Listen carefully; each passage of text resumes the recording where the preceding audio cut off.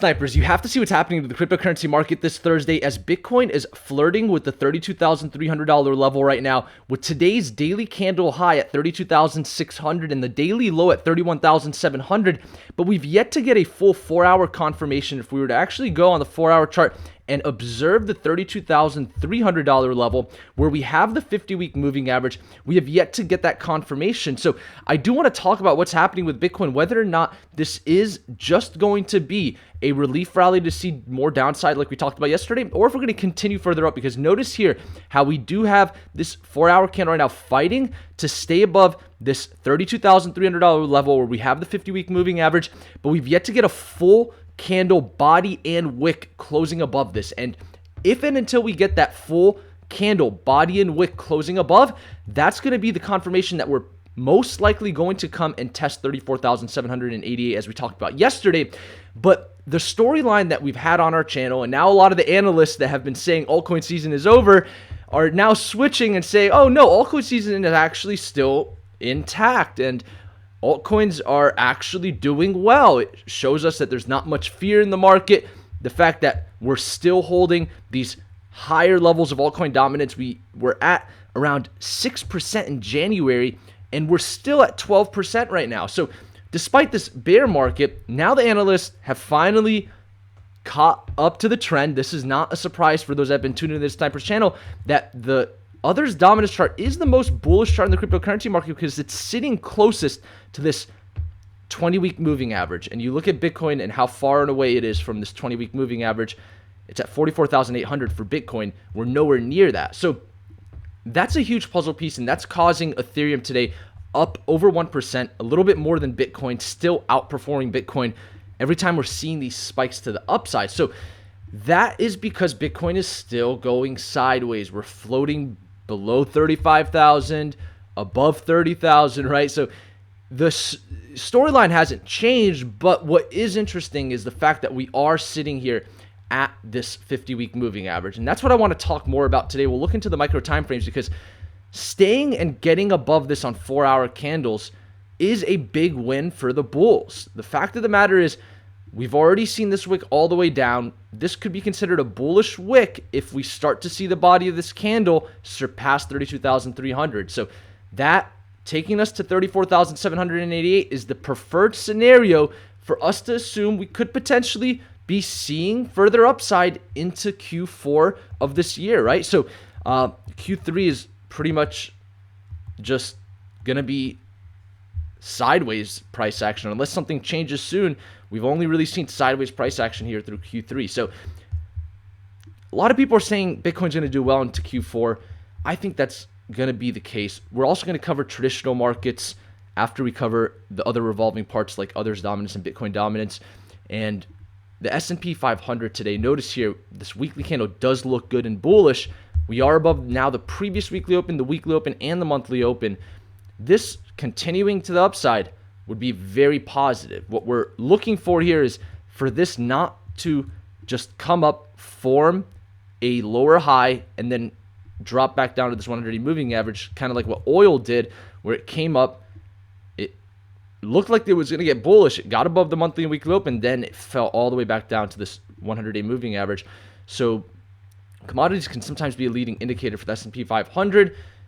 What the S&P 500 does coming into the close tomorrow, Friday, because that's going to be the last candle, is going to be important. So this is going to be a very, very telling weekend, in my opinion, because if the S&P 500 can close strong tomorrow, then Bitcoin has a very good chance to come to that $34,788 level, and that's going to put us at this 50-day moving average now, and that would be the first time ever that we'd get to test it. So we're going to look at all of the scenarios today as we always do. I'm here to be your umpire, Snipers. We want to hit 100,000 of you on this channel. We're at 45,000 subscribers. So remember to subscribe to the channel and support us by liking the video. My name is Naeem Al-Abaidi. Let's just dive straight into this Bitcoin analysis. I know I already went through a lot of it, but I kind of just want to go over more of the micro time frames today because we talked about 32,300 yesterday. We know that's the level. And so we've yet to get a 4-hour confirmation above it. We're having a cup of coffee. And we are starting to form these kind of higher highs. And higher highs are not really a good thing. That actually is more a bearish pattern. Typically, when you're assuming a more bullish flag, you want to see some of these higher lows and lower lows. Typically, those will break out. So we could just throw this on the table that on the micro 4-hour time frame, this is the 50-week moving average at 32,300. We haven't seen crazy amounts of buy volume. We're seeing large spikes of sell pressure. It's really a 50-50 here, right? So it looks like Bitcoin was still trending here on the 15th and the 16th, and then we saw this little dump. Then the B word event came yesterday, and now we're just back to the same price levels, right? So I think we just need to realize that as much as we are seeing red days consecutively, these green days are very healthy, but it means that we're still taking the ladder. And I think that is what is really happening here. The fact of the matter is, we get above 34,788. That's going to be the real confirmation that we have a reversal in trend. Up until this area, because that's where the 50-day moving average is sitting, in my opinion, we can just continue to float sideways below 35,000. And until we take the elevator, I think that this sideways price action is just going to garner opportunities for altcoins, as it has been. For those in the Discord, we're trading a lot of these altcoins. We're seeing tons of altcoins pop here with this Bitcoin price action coming back above the weekly open.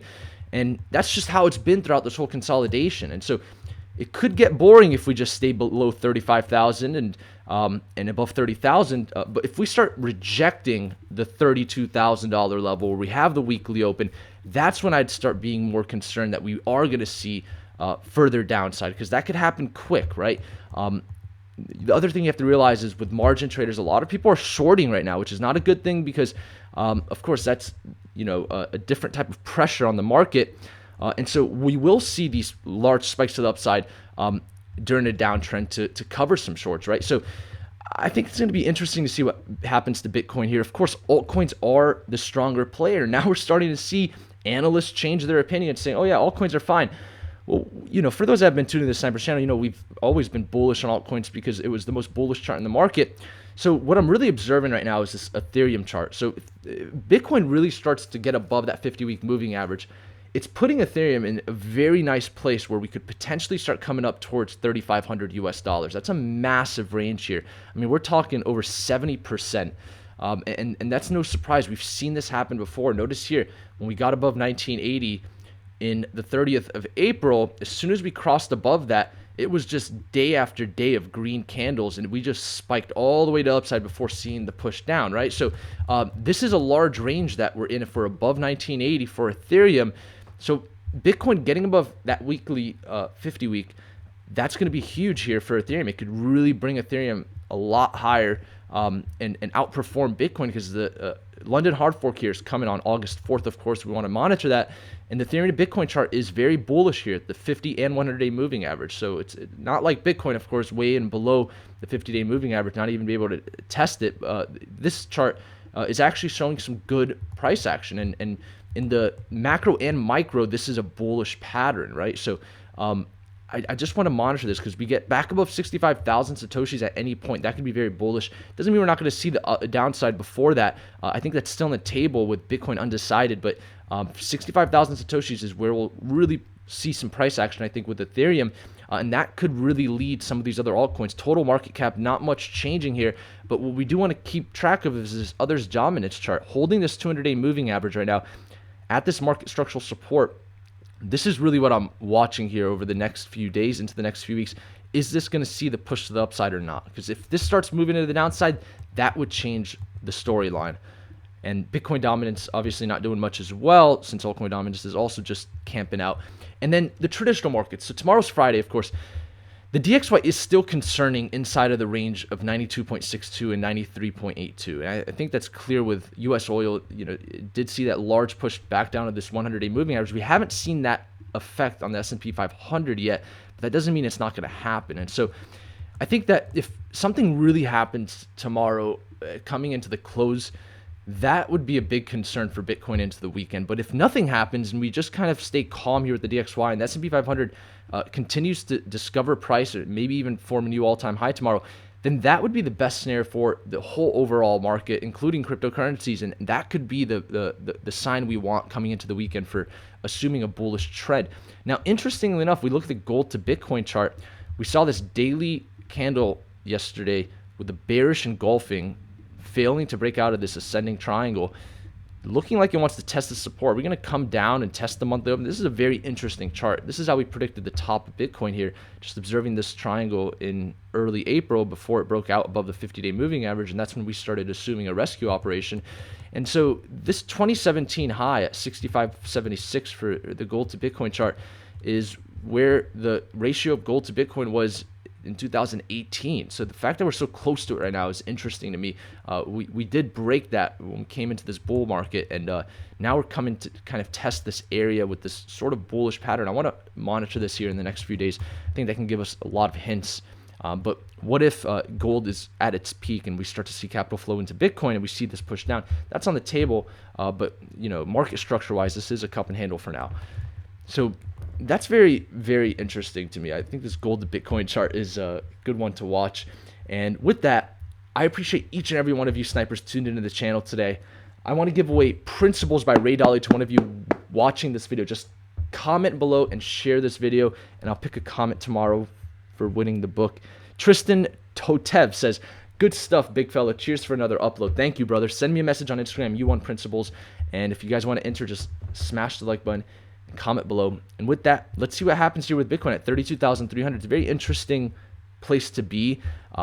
It's really a 50-50, as I mentioned. You have high sell pressure. You're having a cup of coffee. We are below a major level right now. We could assume that we're forming a flag here. It's forming some higher highs. That's not the best in the micro. Is that going to push back down?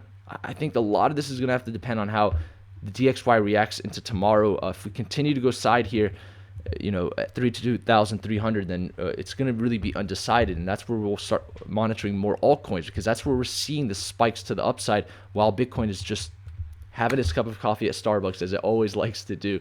But this time it's having a big cup of coffee because it's just been below 35,000, above 30,000 for quite some time now. And so until we really see some volume come in, the path of least resistance is always going to be sideways to a little bit higher. And with that, I appreciate each and every one of you guys. I kind of already concluded the video, but what I do want to say is tomorrow markets are closing, and so the weekends are going to be the most manipulated. We will be updating all of our previous weekly opens into the weekend, of course, and we will cover the close tomorrow to see how we're positioned for the weekend, so we can have a good idea of what side we want to trade on and things like that. So thank you all for tuning in today. Until next time, snipers out.